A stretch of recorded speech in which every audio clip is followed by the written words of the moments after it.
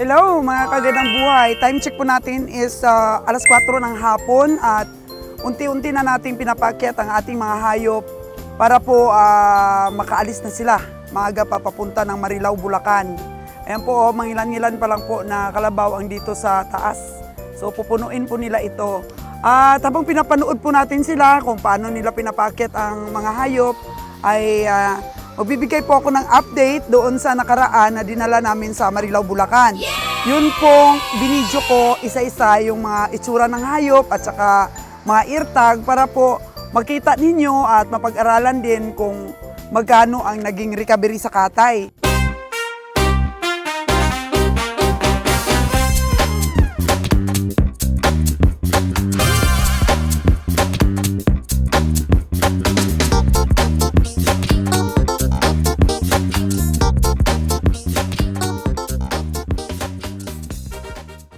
Ang una po mga kagandang buhay na bigyan natin ng result ay ang eartag number 091.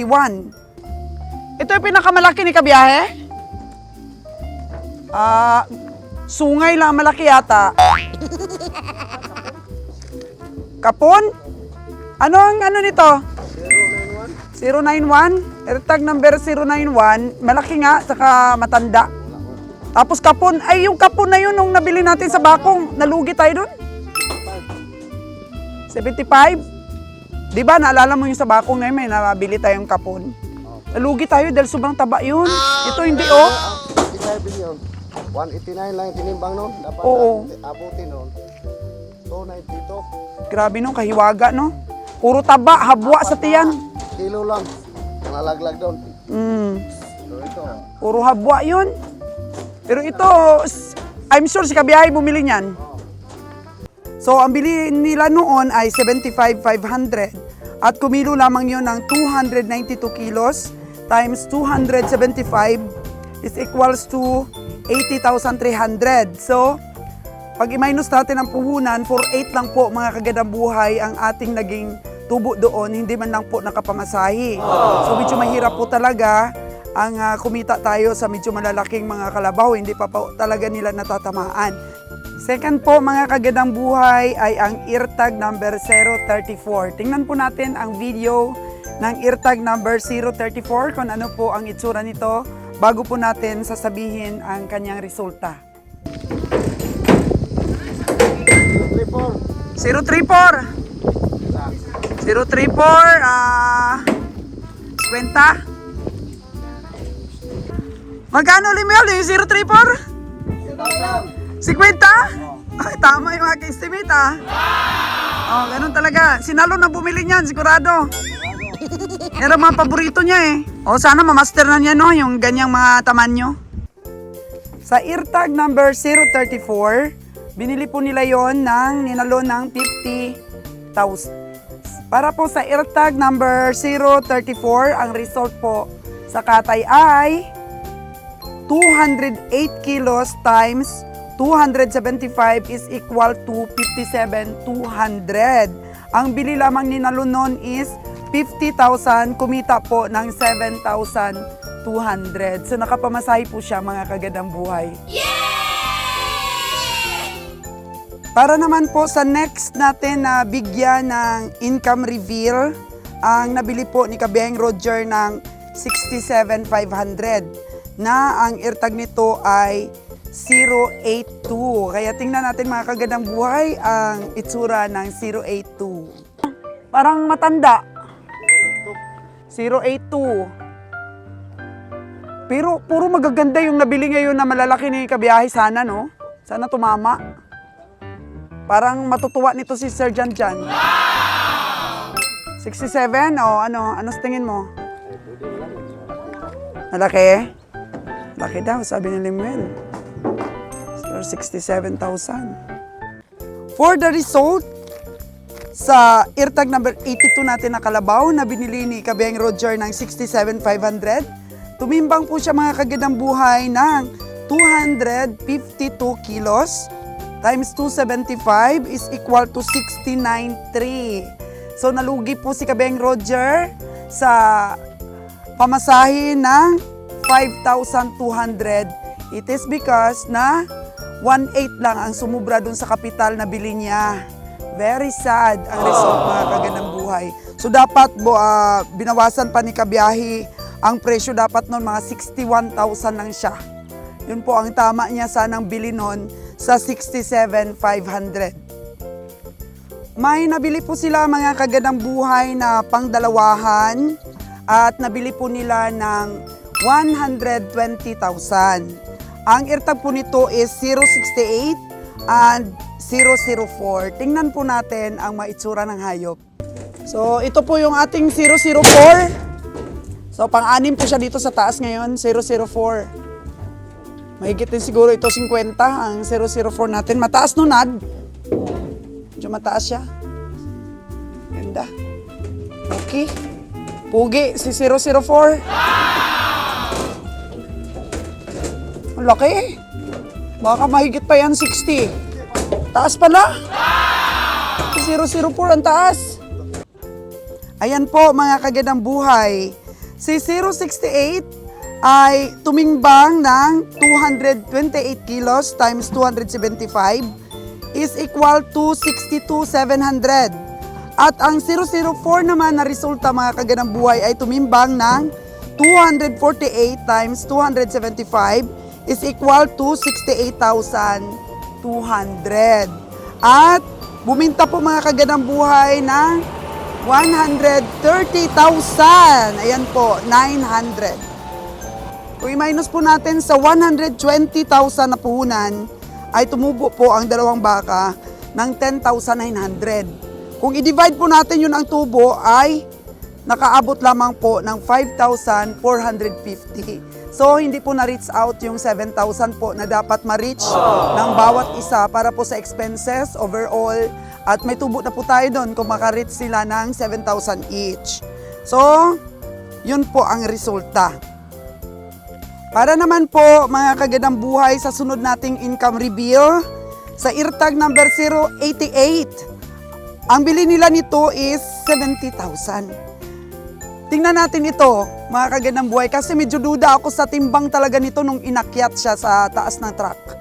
So, tingnan natin si 088. Para sa result ni 088 na binili ni Kabiyahing Roger ng 70,000, ang timbang lamang noon, mga kagandang buhay, is 274 times 275 is equal to 75,350.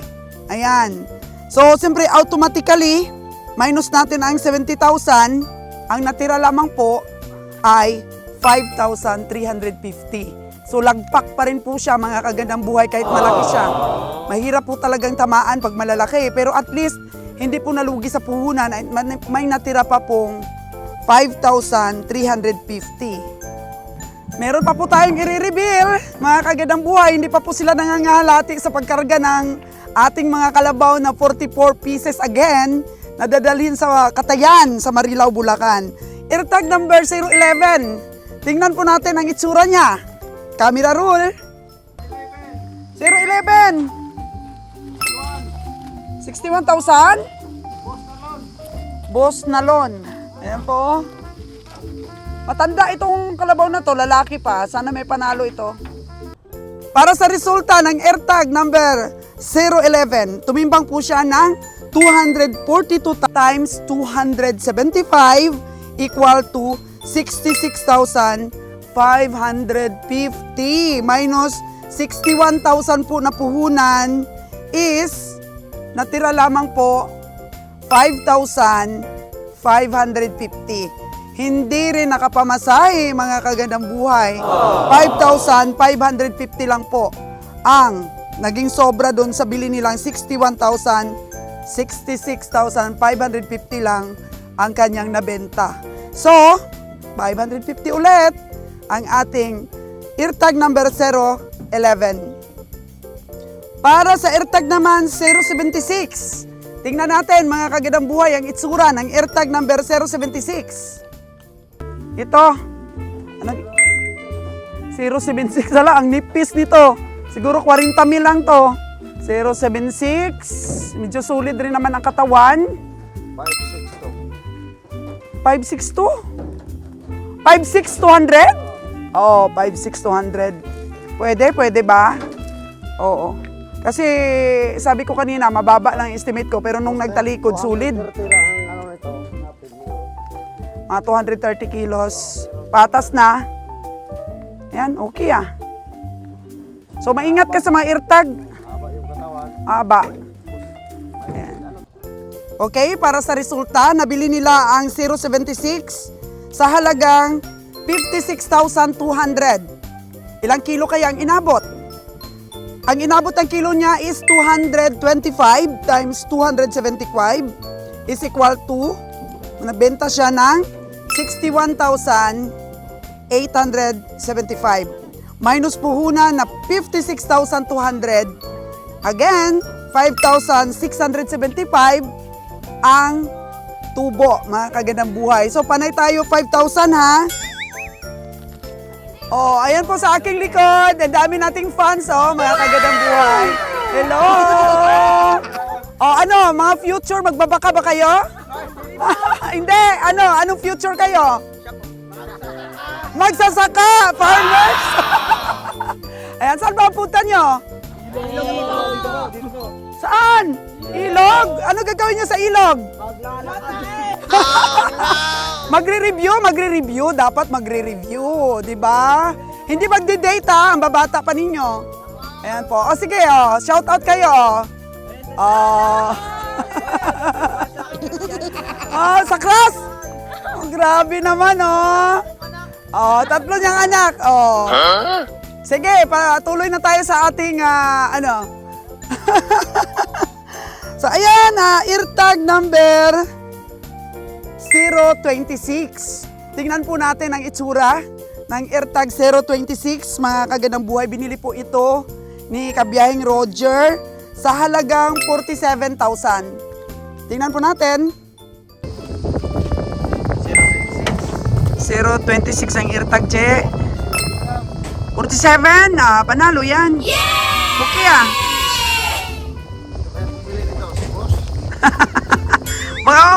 Okay. 47. Palagay mo. Ilang kilo yan? 180. Mukhang bata pa, no? Ang ganda ng katawan. Lalaki pa sana yan, no? Lalaki. Yan katabi mo. Gandang katawan, no? Nung 47 na to, Ang ganda alagaan. Batang bata. Okay, para sa result po ng AirTag number 026 na binili ni Kabiyahing Roger ng 47,000. Tumimbang lamang siya ng 187 times 275 is equal to 51,425. Minus po ng 47,000. Minus po ng 47,000. Ang natira po ay 4,425. Medyo below the borderline po, mga kagandang buhay, ang ating result. Kahit na medyo hindi na-stock ang ating mga hayop. So sabi kasi ni Nalon at saka ni Kabiyahe, lumiit po ang timbang ng mga kalabaw nila nung nakaraan dahil na-stock daw. Ito, nabili po mga 3 days at naibiyahe kaagad. Ganito pa rin po ang resulta ng katay nila. Kaya ano po ba talaga ang totoo? Hindi talaga naglo-lose weight ang mga kalabaw. Mahal po talaga ang presyo na bili, mga kagandang buhay. Kasi ayan na, hindi na namin in-stock. 3 days pa lang, biniyahin na namin Marilao, Bulacan. Pero ganun pa rin po. Pero at least, hindi po talaga siya na down or nalugi talaga sa bili namin. Pero so sad po talaga kasi pag hindi po siya talaga naabot kahit 6.5 man lang, mga kagandang buhay. Kailangan po talaga sana maka-ratio siya kahit 6,000. Kahit 6,000 na lang po, mga kagandang buhay, pangbawi na lang po talaga sa aming mga expenses, pang sweldo sa mga tao po. Next po natin na bigyan ng income reveal, mga kagandang buhay, is AirTag number 027. Tingnan po natin ang itsura ng kalabaw na AirTag 027. Ito, anong AirTag? 027. Oh, sakyan na! Okay, para po sa result ng AirTag number 027, na binili ng 59,000. Tumimbang po siya ng 223 kilos times 275 equal to 61,325. Minus puhunan na 59,000. Magaling ka sa arithmetic. Magkano po yung inabot ng presyo nun? 2,325. Yun lang po natira doon. Malayo po sa ating hinihits na kahit maka 6,000 man lang na pamasahe. Luging-lugi po, 2,325 na lang ang sumobra sa puhunan. Tingnan naman po natin mga kaganang buhay ang AirTag number 086. Baka makabawi po tayo dito. Tingnan po natin ang itsura ng kalabaw. 086, ito oh. 58. Madam, panalo to madam. Magkano? 58. 58,000 panalo yan. Isang tingin mo pa lang. Lalaki, tapos ganito yung katawan. Lalaki, tapos siksik ang katawan for 58,000. Panalo. Panalo, oh, bigat. At para po sa resulta ng AirTag number 086, tumimbang po siya ng 239,000 times 275 ay total po ng kanyang naging presyo. Medyo dumikit po ang aking mga mata kasi nagustuhan ko ang kanyang resulta, 65,725. Minus puhunan po na 58,000, tumubo po ng 7,725. Ayan po, yan po sana talaga ang dapat mahit. Na tutubo tayo 6,000 pataas. So ito, na-reach niya 7,725. So tumubo po tayo dito sa AirTag number 086. Next po, nabigyan natin ng income reveal is AirTag number 039 na binili po nila ng 50,000. Tingnan natin po ang itsura ng 50,000 na yan. Itong hawak ni Nadso. Ha? 039 AirTag. 039. 39. Sulit din ito. 50. 50. Medyo sakto-sakto lang madam. Sakto-sakto lang. Dapat ubos-ubos pa nga 48. Oh. Dapat 48 ito pero mahiwaga ang timbang niyan. Medyo bilugan ang katawan eh. Oh. Okay na yan. 50. Pasok na. At para po sa resulta ng AirTag number 039 na binili ng 50,000, tumimbang po siya ng 210 kilos times 275 is equal to 57,750. So, magaling kayo sa arithmetic, di ba? So, alam na ninyo tumubo tayo. Tumubo tayo ng 7,750. Yay! Ayan po. Dalawa na pong 7,000 ang na-hits natin, mga kagandang buhay. So, meron pa dito sa una, yung 034. Naka 7,000 din tayo nun. And then yung number 30 natin, dahil partial pa lang po ito. So, pang 13 natin na kalabaw na bigyan ng income reveal. AirTag number 051. Tingnan po natin ang itsura, mga kagandang buhay, ng 051. O, AirTag number 051. Meron ba dyan? 50,000. Medyo bilib ako dyan sa kabili. 70,000? Okay. 051, 70,000. Parang Hanapin na timbang dyan. 270 lang. 270. Oh. At para po sa resulta ng AirTag number 051, tumimbang po siya ng 277 kilos times 275 is equal to 76,175. Magaling po ulit kayo sa arithmetic, no? So alam niyo yung tumubo tayo ng 6,175. Kasi nga ang puhunan ay 70,000. So dapat pag mga malalaking kalabaw kasi dapat tutubo tayo niyan. Ano talaga? 7,500 or 7,000. Ganun talaga sana yun kasi medyo spacious siya po. Doon sa truck natin, pag malalaki talagang mga kalabaw, dapat tumubo tayo. Pero okay na rin po ito, mga kagandang buhay, na nakatubo tayo ng 6,175. Compare naman po dito sa 67,500 na may AirTag 082 na binili ni Kabiyahing Roger na 1.8 lang ang sumobra doon sa timbang. Di ba? 1.8 pesos o nalugi tayo ng 5,200. Ayan po ang partial ng 13 pa lang. 44 po yung dinala natin. Kung i-ano natin ito, i-divide po natin lahat sila, magkano po ang recovery? Tumubo po tayo lahat ng 69,675. So kung i-divide po natin yon sa 13, nagre-ratio po siya ang tubo natin sa 5,359. At kung sa ratings po, 4. 4 po yun, mga kagandang buhay. At least hindi po naging very 4. 4 po, kasi hindi man lang mabawi nito ang expenses. Dapat pag good, mga 6,000. Kasi kaya na niya i-recover. Pag 6,500, very good. Kasi may tubo na tayong kunti. Pag 7,000, very satisfactory naman, mga kagandang buhay. Talagang tubong-tubo po tayo. Na ano natin, no, na-reach natin, nabayaran lahat natin yung mga expenses.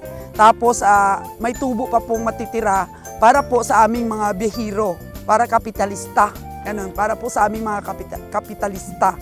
Ganun po sana ang ma-reach dahil dapat po talagang i-reach ang 7,000 dahil hindi naman po lahat ay nakakaabot ng 7,000 kagaya po nitong aking income reveal. So bakit ba 7,000? Kasi ang dami pong nagtatanong. Bakit daw kailangan 7,000 ang ma-reach namin? Kasi 44 lang po ang laman ng isang truck. Dapat po tataas po talaga ang kuta namin sa tubo na 7,000. Para po kung malaglag yung iba, hindi po umabot kahit 5,000 lang, 2,000 lang, ma-reach ng iba yung 7,000. Overall po sana, doon lang po sana tayo sa good. 'Di ba? 6,500 or 6,000, yun po ang good. Mga kagandang buhay, mas lalo pa po kung maging very good, 6,500. Ayan po. Kasi, sabi nila, laki ng tubo nyo, kasi 7,000 talaga, magkano lang expenses. Nagkakaroon po sila ng sarili nilang sumada. So kami po, may sarili rin pong sumada. Gumawa kayo ng sarili nyong sumada, kasi kami meron, kasi hindi naman po lahat ay umaabot po, nare-reach yung ganon. Kaya para po, meron po kaming tinatawag na target. So sa pagtawad po namin, tinatarget talaga namin na, uy, yun ang basihan namin. Sana makatubo tayo dito ng 7,000. Ayun po, yun po ang target talaga namin pag nag-estimate kami. Na makapamasahe lang ng 7,000, but sad to say, hindi po nakakapamasahe ang halos kalahati ng mga hayop na aming nabibili. Kagaya po nito, meron pa pong 1.8 lang. O, kalalaki. Nakalabaw na aming nabili, 1.8 lang talaga ang tubo. So nahihila siya nung mga 7,000 na nabili namin. So proper, ano lang po talaga ito?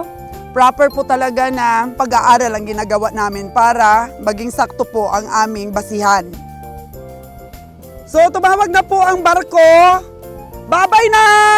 Babay na mga ka-team! O, Team Silver, babay na. Iwanan na namin sila, hindi pa tapos silang magkarga. Dahil tumawag na po ang aming barko at uuwi na po kami ng Katiklan. Yeah! Ayan na. Pinutol na ang vlogs ko ni Unad. Madam, tinatawag na tayo. Maiwan na tayo, madam, ng barko. At ako po'y ginaganahan pa na magchika-chika po sa inyo. Dahil dami po talagang nagtatanong tungkol po sa 7,000 namin na dapat na i-ratio ng aming tubo. Yan po yung explanation noon, mga kaganda buhay. So, bye-bye for now.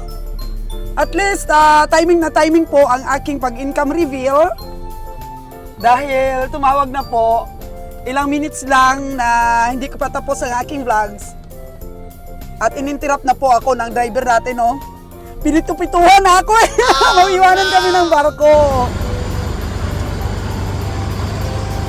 Ang daming mga baka talaga, nakakatuwang tingnan. Karga po yan ang truck na yun, no? Babiyahe na rin po sila. Galing. O, babay na.